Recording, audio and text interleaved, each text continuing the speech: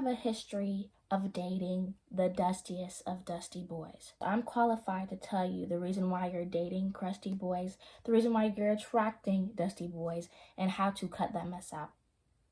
So let's go ahead and get into it.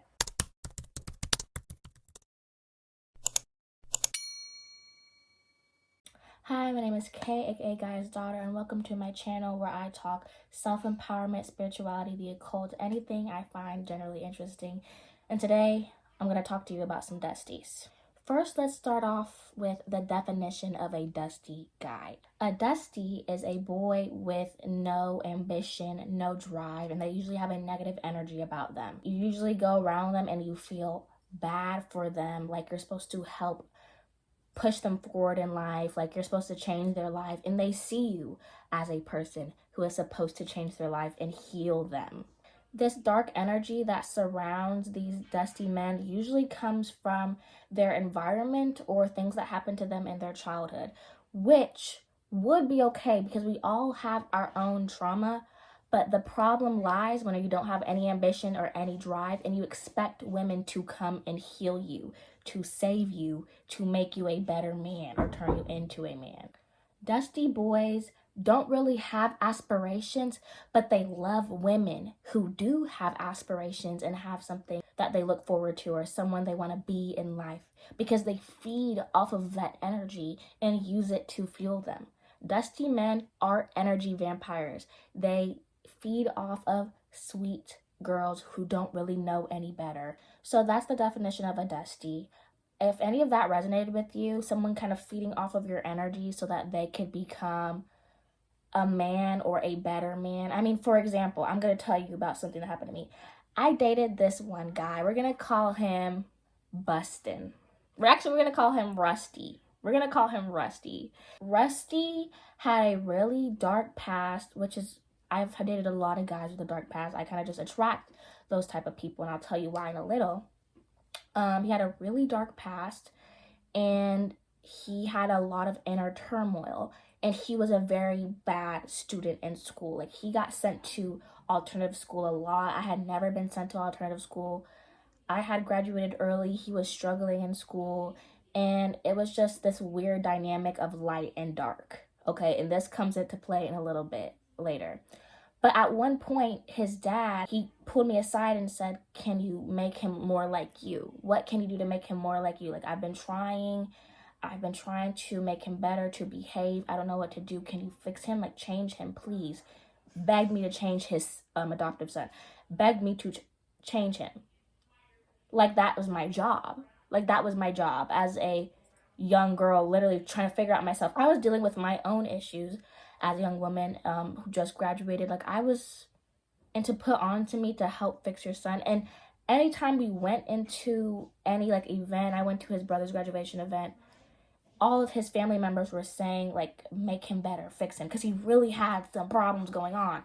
His family members were coming up to me at family events to tell me to fix their nephew, their cousin, their son, whatever. It felt surreal in the moment. Like, are you serious?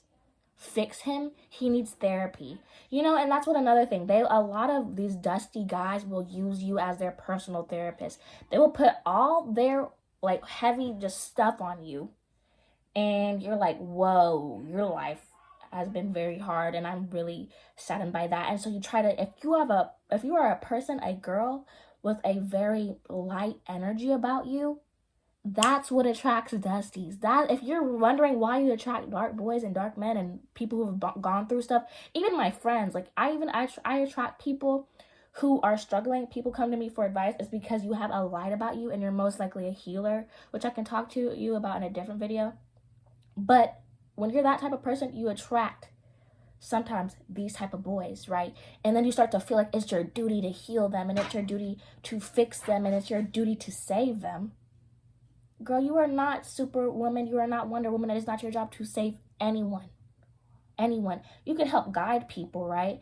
And that's what I've noticed. I've had people that I've dated and they were on the wrong path, and then I break up with them, and they text me years later. This has been a real thing, and told me, like, I got my life together. Like, I'm so grateful for what you told me, and I know we didn't work out, but I changed for the better, because you just have that energy about you. But that doesn't mean you need to keep dating these dudes. That does not mean this is a cycle that needs to keep going. It's actually something that you need to cut off quickly, because you're never going to find a guy of high value, a high value man, if that really exists, if you know what I'm talking about, unless you raise your standards. You have to get the bar off the ground. Okay, let me tell you another story, guys.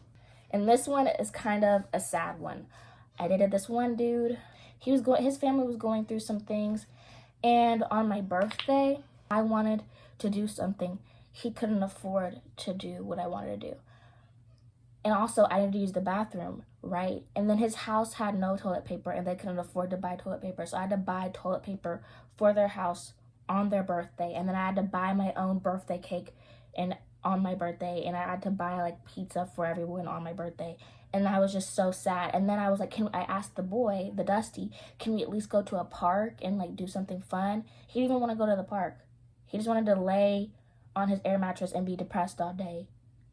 And I just bought everybody food on my birthday, which is fine because I know everybody needs to eat. And they've been nice to me and everything. But like, you know what I'm saying? Like, all I wanted to do was go to the park. And he was too depressed and sad with his life not going to the park. So at some point, I told him, like, you're not going to get anywhere in life if you don't get up. This being sad for yourself stuff is not going to work. And I got to leave you. I got to dip because I'm not trying to go down that path with you. He's the guy who texted later telling me, I got a car, I got a job, I got my GD, I got my stuff together. And I'm so grateful you kind of like slapped me in the face with your words and woke me up. Because if you wouldn't have woken me up, my family was just going to leave me there just sitting and wallowing and never being crap. And now I'm going back to school and I'm getting my stuff together. And I was like, great. Now, after a few more trial and errors, I realized I'm tired of the Dusties. I'm really tired of men who are not going anywhere, who aren't ambitious, don't have drive, who kind of like feed off of me. They don't have drive and energy that comes from within themselves. They have to take it out of me. And then I feel drained and I feel tired, and I was just like, absolutely not. I'm not doing that anymore. This is what you need to do in order to get yourself out of that situation if you are in a situation like that, or how to remove yourself from a place of feeling like you're even deserving of these types of Dusties, because you're not. One, I want you to write down everything you want in a guy. This is how I manifested my current partner. Write down everything you want. Personality traits. Their tattoos, like I wrote down I wanted him to have tattoos, blah, blah, blah, blah, and I got it all. Like, if you want him to have tattoos, write it down. Haircut, write it down. Hair color, eye color, personality traits. Make sure you write that they're loyal. Okay, write that down, because I've done that before. I forgot to write down loyal, and bloop, and then you get a cheater. And they were so sweet and they were so awesome, but then they was cheating on you on the low. So make sure you're very intentional with what you're writing. And don't just write fully about like what they look like, whatever. Like, that might not always come down to a T. For me personally, I didn't write down like specifically every way that he looked, but I did mention like some tattoos that when I saw him, I was like, whoa. And you could write some things that you would see or that they would say to make you know for sure that it's them. So you could have them say like a code word, like write down, I will know it's them because they'll say this word, or they'll say like Gandhi or something, like, I don't know, like, and then you're gonna start talking to them whenever you first meet them, and they're gonna say that, or maybe deeper into the relationship they're gonna say that, and you're gonna realize, whoa, this is the person I wrote about. Be very intentional. Make sure you're not just writing a bunch of crap, like fairy tale crap. Like, you want to be realistic. You want them to be strong mentally, physically, and spiritually. You want them to be intelligent. You want them to be disciplined. You want them to be determined and to have drive. And you don't want them to be a loser. The reason why you keep dating losers is because, like, you're like, oh, he's cute. Oh, he told me, like, let's go on a drive. And I thought, no, let's go out on a drive. That's not a date. If you would count that as a date, okay. I don't. If you're saying you want to take me out on a drive, that's some crap. A drive to where? What are we doing? If the guy texts you at midnight at 8:30 p.m. to ask you to go out, that is a no-go. The answer is always going to be no. Because then you're making it seem like, oh, what happens late at night? What happens late at night? No, we're not going out late at night unless the plan is for a dinner. You always want to make sure that they're planning to hang out with you ahead of time. Okay, even if you guys don't want to call it a date yet, you're not wasting time on no stupid stuff. Like, who are we? Like, we're kind of getting too old for that. You know what I'm saying? Like, let's be mature. Be careful also with your availability. You don't want to be available all of the time, babe. Have a hobby. I know people who every time there's a guy text them to hang out, they ready. Let's go. We heading out the door. We going out. I'm going out tonight. I went out with him last night and the night before, and y'all are not even dating. There's no label, but, you know, he wants to hang out with me, and I haven't seen him in a while. Like, no. Where are your hobbies? Like, do something with your life. Seriously, this guy doesn't have the energy to put a label on your relationship, but you're gonna be ready to hit the door every time he texts you? Are you serious? Absolutely not. We're not doing that. No. Don't always be available, because that makes you seem desperate. In fact, it doesn't just make you seem desperate, it radiates being desperate. It is desperate. Okay? Hang out by yourself, hang out with your girls. You know, go study or something. Like, read a book. Why are you always waiting for this man to text you? That's not cute. Right now in this video, I technically, with the journaling aspect of journaling out what you want in a guy, that is manifesting, I guess, your soul partner, if you believe they're your soul partner or whatever. But also, it's just to have your standards written out. So whenever you see a guy and you think, oh, he's so cute, and he's texting you, you have to be able to see past his appearance and be like, okay, he doesn't meet this, what I wrote down, he doesn't meet this, this, and this. You got to be a little bit strict, okay? Don't be so strict where you're, you know, borderline mean. You don't have to do that. But I'm just saying, like, not every guy is going to fit the criteria. And if they don't fit the criteria, okay, next. There's how many people on this planet? Like 8 billion or something like that? There's going to be a guy out there who fits your criteria, babe. There's got to be. It's just not possible for there not to be. Honestly. So do not lower your standards. And that's why I need you to write those out, because you have to be able to really know for yourself what is best for you. Not just what makes you feel good and who compliments you the most and blah, blah, blah, blah, blah. Because a relationship is more than just compliments. A healthy relationship is more than just compliments. It's more than just looks. You have to understand each other on a physical, spiritual, and mental level. If you're not ready for that, then just wait, and that's fine. There's nothing wrong with that. I'm just saying, like, don't go. I'm gonna make a video about situationships too and how stupid those are. Okay, I'm gonna make a lot of videos probably about relationships to keep my ladies level-headed and keep you guys' heads screwed on straight. But that's not the point of this. We're trying to avoid Dusties here. Another thing you can do to avoid Dusties is when you start conversing with a guy, a potential prospect for a relationship, you ask them what their aspirations are. Then you ask them, so what are you doing to get there? And if they don't really know, you know, as a person, I feel like that's fine. For me, personally, I wouldn't date someone like that. I am personally I know what I want and I'm on the path to getting it, and I'm not in this I don't know anymore. But that's because my parents personally prepped me for that growing up, asking me what I wanted to do and how are you going to do it, so how are you going to make that happen? And it had my wheels turning as I was growing up. Not everyone had that in their life, so you can't blame them. But if you have to set that boundary that's like, okay, that personally isn't for me, then that's not for you. I'm not saying people like that shouldn't exist, but if it's not for you, it's not for you. They can't be mad at you for that. And if they are, you can hit the block button. And speaking of block button, I don't know if you guys could hear my sister practicing her viola. My sister plays the viola and she's practicing right now. So if you could hear that, I'm sorry. She's got to do what she's got to do. But the block button is a non-negotiable. Once you hit the block button, we're not unblocking, right? We're not blocking just for fun to see who's going to call back and is he going to make 20 different numbers to call you. We're not doing that. Okay, we grew out of that one a minute ago. When you hit the block button, it's because you seriously want them gone. Not because you're trying to play a little game and you want attention and you want to see what's going to happen. We're too old for that. We have to let that one go. Okay? Block button is a non-negotiable. Also, disrespect is a non-negotiable.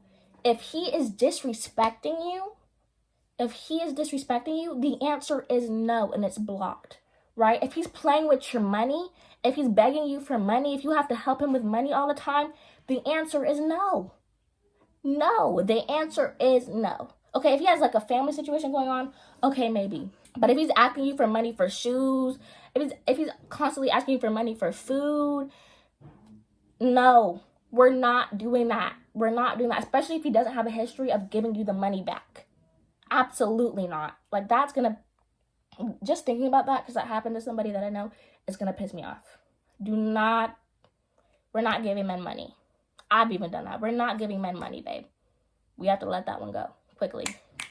So another thing that you should really be doing is focusing on you. Okay, like I said before, don't always be available.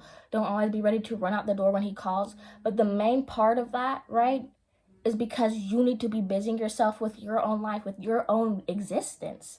Why can't you have fun by yourself? If you constantly have a list of guys that you text back and forth because you get bored by yourself, then you need to step away from even the aspect of dating, because you need to do inner work. If you cannot be by yourself and you're always on Snapchat bouncing back and forth between a dude who could entertain you, a dude who will do something for you, no. That's just asking to get your heart broken, because that means if you are bouncing left and right to dude, even if you aren't dating them, just for the attention of it, that means you have a problem being alone. So you're going to get attached to these guys who most likely don't even like you like that. Because if they really liked you like that, you would be seeing action, right? But you're not seeing any. That's why you're bouncing back and forth. And that's just going to be an endless cycle of just getting hurt and feeling alone and feeling like unwanted. Even though it's not that you're unwanted, you're just pouring yourself into too many people and you're barely leaving any energy for yourself. Please pour into yourself. Some hobbies you could try are sewing, get a sewing machine, knitting, crocheting. You could try playing video games, drawing. You can watch a lot of like tutorials for all of this on YouTube. Going on walks, going on runs. I've just gotten into that recently. Do you. Just do you. Don't worry about what dude is, when are you gonna fall in love and when are you gonna get married and when all this is gonna happen. Just do you. We're not that old to be like worrying about who we're gonna marry and when and what and where and we're just running too fast. Slow down and focus on you and what you want out of your life. Now I want to talk about why you're attracting Dusties. And I did mention this earlier, how if you're a healer, if you have like a light, like some of us have a light radiating from us that is brighter than others. Okay, and if you have this, it attracts people who are in a state of darkness. People who are in a state of darkness are going to be drawn to you because you have that light that will heal them, that will make them feel more fulfilled, that will make them feel better about themselves. And that's okay, right? Signs of this, like if people come to you a lot for advice, if people only really contact you when they're sad and they need their energy like refilled, right? Those are fake people. You don't want to keep those type of people around, but you know what I'm talking about. Stuff like that. If people really come to you when they need their cup filled because they know that you have that energy about you, that's how you know that you're one of those people. And if you're one of those people, you're going to meet a lot of sketchy characters. Yeah, especially if you don't learn at some point what to look out for, you're going to run into a lot of sketchy characters. So if you're one of these people, which if you're watching this, I feel like you most likely are, you have to be careful with who you share your energy with. I have a few stories about energy vampires and how they've made me physically ill. Like I came home and I was physically sick and I was depressed after hanging out with certain people. I have stories like this that I could talk about, that I most likely will talk about because I am coming out probably with a little series on here called Diaries of an Empath. If anyone's interested, I don't really know for sure what it'll be looking like, but yeah, just watch who you share your energy with. Not every guy, not every girl is meant to have your energy. Your energy is meant mostly for you and the people that you love and the people that you know can reciprocate this energy. The exchange is supposed to be a give and a take, not just you giving, and then taking from you. But that's all I have for today's video. Thank you so much for watching. And if you are a person who radiates light, which I feel like if you clicked on this video, you most likely are, be careful, be vigilant. I love you lots, and have a good rest of your week. Bye.